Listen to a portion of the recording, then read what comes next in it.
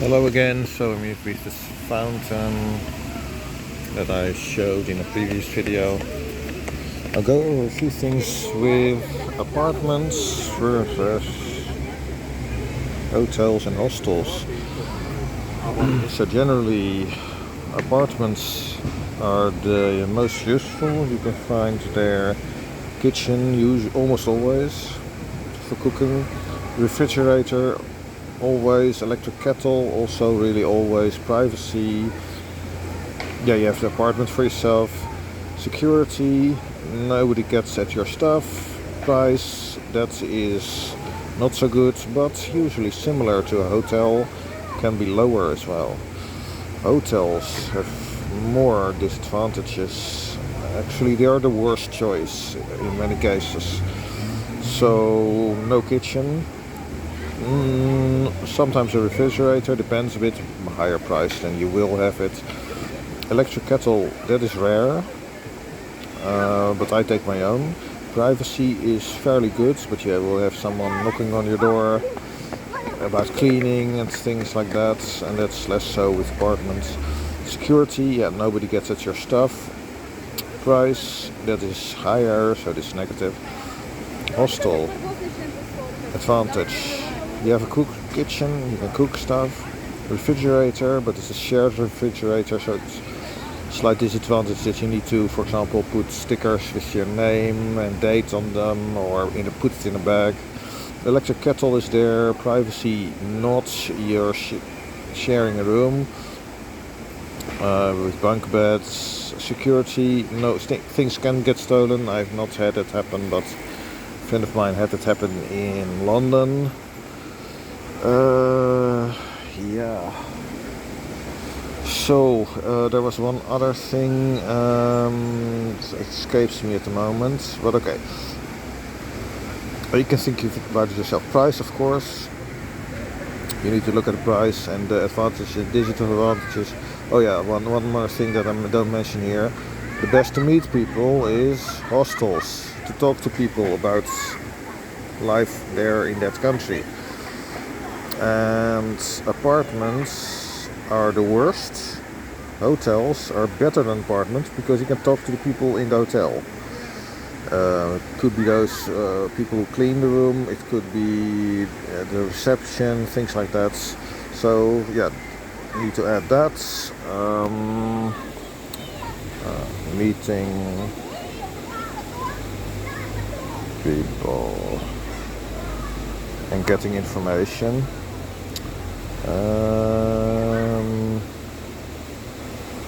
Minus. This is, I would say, not plus or minus, but plus minus. Can be positive, can be not so positive. Hostel is the best, but you can also have annoying people that you deal with. So let's say plus minus as well. Because you're sharing a room with a lot of people, you can have conflicts, whatever.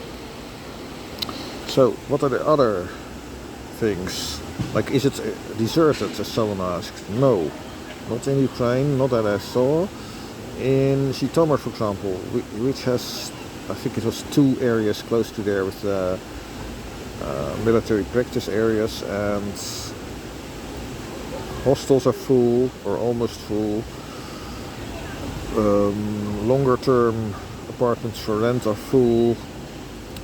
There's very little, hotels are full, there's very little that you can get. In Kharkov you can find enough space, enough offers, apartments, hostels, hotels. In Zaporizhia it was also difficult, at least the cheaper stuff. The cheaper stuff was almost all full. One hostel where I stayed, which is not the dream hostel, which is where I had negative experiences, a few. Another hostel, I don't recall the name at the moment, but it's a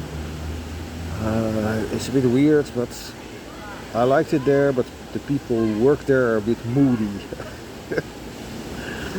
And I also had some experiences with people who were whining about life. Some guy whining about oligarchs. Yeah, you can't do anything about it. And anyway, if you distribute $1 billion among 50 billion people, that's not much. It's like $20 per person. Yeah, that's nothing.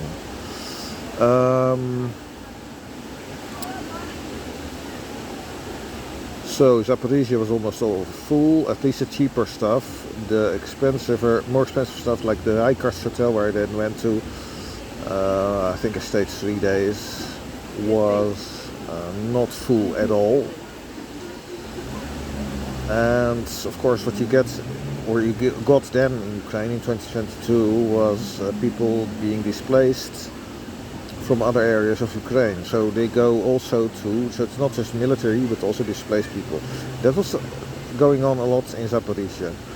And yeah, all these people seek out, of course, the cheapest place. So the cheapest places are in those areas very difficult to find.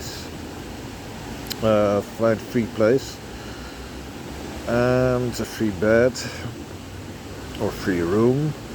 And the more expensive it is, the more chance you have, logically. So in other areas where I stayed, there's not really a problem. It is to do so with displaced people, which you have a lot in the west, who went from the east to the west of Ukraine, and military people, which is in the region of the neighborhood of military bases or something. What was it like? It's Cherkasy. Well, I stayed, for example, in a hostel, and I didn't really like it. Then went to but it was not about the people. I had some interesting experiences there. It was more that I didn't like the space that you had. It was too cramped, everything. And I went then to a hotel, the Dnipro Hotel, which I like. I went there again this year to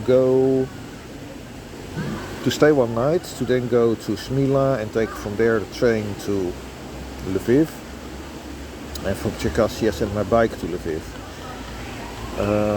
by Nova Posta.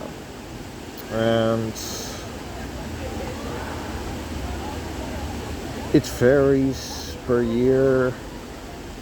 I have no idea what the situation now is in Zaporizhia and Kharkov. There are enough offers for places to stay in Kharkov. I don't know about Zaporizhia because there's nothing shown on booking.com. So it could be that just Booking decides, it's too dangerous, we're not going to offer any places there or something. I have no idea. Or perhaps everything is full. Or the hostels and hotels are not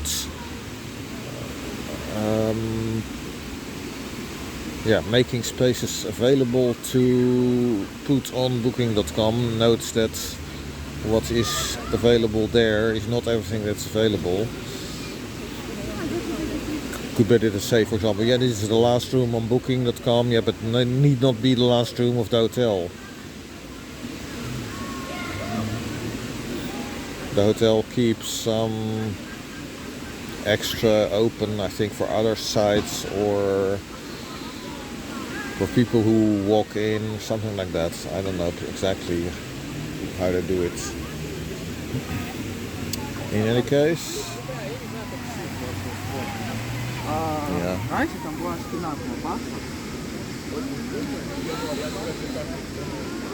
it varies a lot. I would say where I was recently in Kiev, the hostels were also not full, but fairly full. And who were there? I think mostly people from Ukraine, various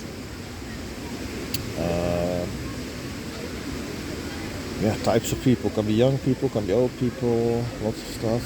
And I don't know. It depends on what you think. Some people want, for example, a youth hostel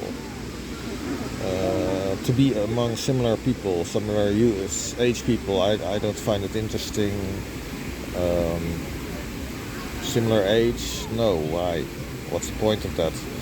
Yeah, if you're 15 perhaps, then you don't want to be around perhaps grown-ups or something.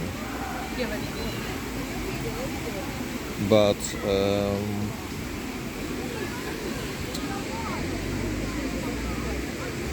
there are usually no age limits. So some hostels are called youth hostels and they have age limits, but it's rare. In any case, I've never been to such a place. And in all the places I've been, yeah, you get from students to businessmen, displaced people, young, old, everything. That's everywhere, by the way. In Poland, where I stayed as well. In Ukraine, of course, as well. And on my previous trips, yeah, some Americans here and there. Kharkov, for example, one guy from Canada. And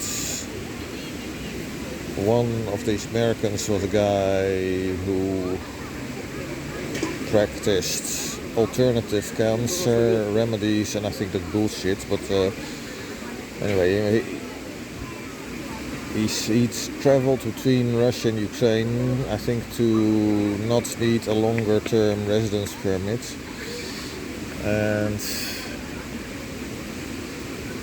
I got the feeling of this bullshit with that guy. In any case, he mentioned something interesting. Yeah, you could talk to people in the hotels from Ukraine, but outside Ukraine. From Ukraine, of course, for me it's most interesting. Outside Ukraine, you get some interesting information now and then. For example, the American guy, that was interesting because it showed that he doesn't understand that people don't tell you the truth. He asked people when he was in Crimea, so I'd been in Crimea in 2013 and also after takeover 2014. And I'd seen everything there, in Simferopol, Sevastopol, Alupka, Alushta, what was it, 2014 also Yalta. And I'd seen, for example, the roads. The roads were excellent, just about everywhere. Maybe within Simferopol, not everywhere. Or within Sevastopol, not everywhere. But the main roads are all excellent. And this guy said that some people, or one guy, I don't know exactly, I don't remember exactly, said that when he asked what changed or did things get better? Yeah, things got better. Roads got better, for example. Yeah, I thought, yeah, that's bullshit. I think I said that to him because I've seen it. The roads were excellent there between Sevastopol and Simferopol, from Sevastopol to Alupka, Lushta, and so on. Everything I saw was excellent. Within the cities, not so much everywhere, but not as bad as you can encounter in Ukraine. But the worst roads in Ukraine are always outside the cities.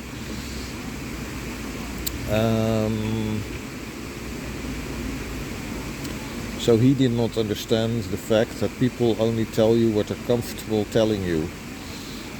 And if they say, well, yeah, nothing got improved, what they say is actually our votes, if you can call it a real vote, because of course it wasn't a lot of people were forced to vote a certain way or intimidated, etc. And not just that, actual violence was used. Then they would admit that they made a mistake in voting to be with Russia. And did something improve? I really doubt it. Food was of a worse quality, as people in the separatist region told me, many people. Nothing improved for them there. And of course with the invasion of Russia in 2022 only got worse. I wonder how many people are alive from that region, especially men, because they've been forced to fight also. Yeah, it's one cluster F there from one psychopath. Psychopaths should never be allowed in any position of power. In any case, another American, I met him in 2016, I remember. He was talking about, for example, the problems in the USA.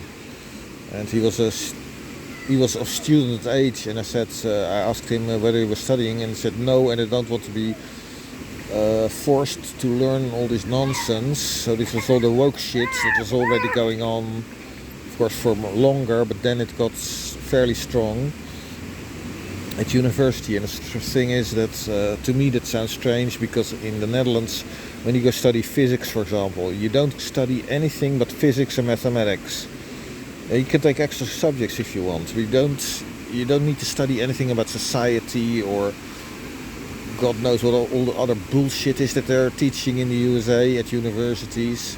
If you study a languages, then you study languages, and you don't study problems in society. It's completely irrelevant.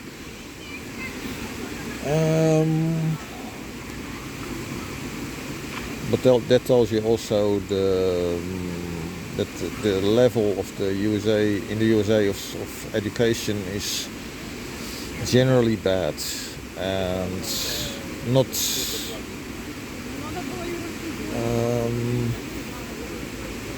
I mean, before the university it's bad, and that's otherwise you don't need to teach anything else.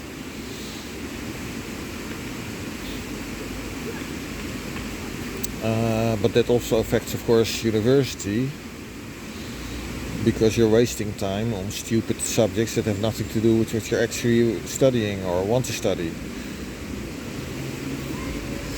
Many people in Ukrainians were the most interesting always to talk to about what life is like in the city. But what you could also do is just walk around and ask people. I did that as well in Zaporizhia, for example. Talked to one girl, and she was like, a bitch, a high maintenance woman. Yeah, you can get nothing interesting out of such people. Then I talked to a man and a woman. The man was the son, I think, and they talked about how there's no job stability, for example. So security in life is not there as it is in Western Europe, and to a lesser extent in the USA, where it is worse than in Western Europe.